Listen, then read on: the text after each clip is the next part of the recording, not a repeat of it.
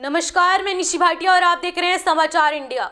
आज आपको बता दें कि बॉलीवुड अभिनेत्री कंगना रनौत को केंद्र गृह मंत्रालय की तरफ से वायु स्तरीय सुरक्षा दी गई है।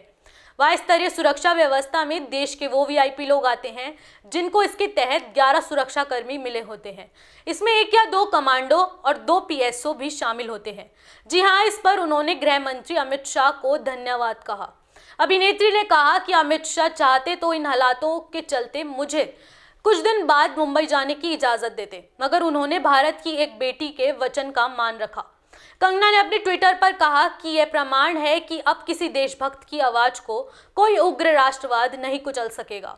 मैं अमित शाह जी की आभारी हूँ। वो चाहते तो माहौल के चलते मुझे कुछ दिन बाद मुंबई जाने की सलाह देते, मगर उन्होंने भारत की एक बेटी के वचनों का मान रखा, हमारे स्वाभिमान और आत्मसम्मान की लाज रखी। जय हिंद। इसके बाद आपको बता दें कि सुशांत सिंह राजपूत के सुसाइड मिस्ट्री में कंगना शुरुआत से ही एक्टिव है। उन्होंने बॉलीवुड माफिया, नेपोटिज्म और अब ड्रग्स के मुद्दे पर खुलकर अपनी बात रखी है। अपने बयानों के चलते वो ना ही केवल बॉलीवुड सेलिब्रिटीज के निशाने पर हैं, बल्कि कई राजनीतिक पार्टीज भी उन पर निशाना साधी हैं। इसी बीच संजय राउत और कंगना रनौत के बीच जुबानी जंग तेज हो गई है।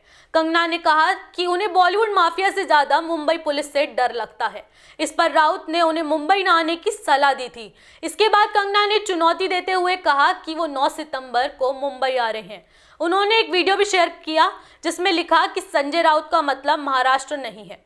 आमिर खान जी ने कहा था मुझे इस देश में डर लगता है, तब उनको किसी ने हम हरामखोर नहीं कहा, या जब नसीरुद्दीन शाह जी ने कहा था तब उनको किसी ने हरामखोर नहीं कहा। जो मुंबई पुलिस की मैं तारीफ करते हुए नहीं थकती थी। आप देख लीजिए मेरे पुराने कोई भी इंटरव्यूज, आज जब वो पालघर की लिंचिंग में साधुओं को के सामने वो कुछ नहीं करते हैं, खड़े रहते हैं, या एक लाचार बात जैसे कि सुशांत के पिताजी उनकी एफआईआर नहीं लेते हैं, मेरी स्टेटमेंट नहीं लेते हैं, तो इस प्रशासन के चलते हुए अगर मैं उनकी निंदा करती हूँ, ये मेरी अभिव्यक्ति की आजादी है, मैं उनकी निंदा करती हूं। संजय जी, मैं आपकी निंदा करती हूं, आप महाराष्ट्र नहीं हैं। आप ये नहीं कह सकते कि मैंने महाराष्ट्र की निंदा की। और संजय जी, मैं 9 सितंबर को आ रही हूं। आपके लोग कह रहे हैं कि आप लोग मेरा जबड़ा तोड़ देंगे, आप लोग मुझे मार डालेंगे। आप लोग मुझे मारिए, क्यों? क्योंकि इस देश की जो मिट्टी है वो ऐसे ही खून से सींचकर इस देश की जो गरिमा है और अस्मिता के लिए न जाने कितने लोगों ने अपनी जान दी है। और हम भी देंगे संजय जी, हम भी देंगे, क्योंकि हमको भी वो कर्ज निभाना है। मिलते हैं 9 सितंबर को। जय हिंद, जय महाराष्ट्र।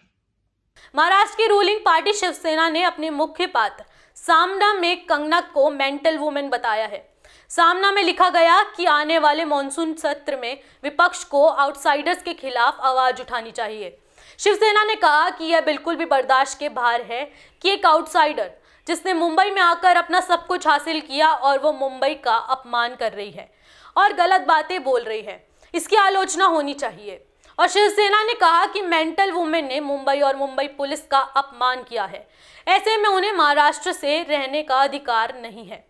इस बारे में महाराष्ट्र के गृह मंत्री अनिल देशमुख ने पहले ही बयान दे दिया है, इसका पालन कराया जाएगा।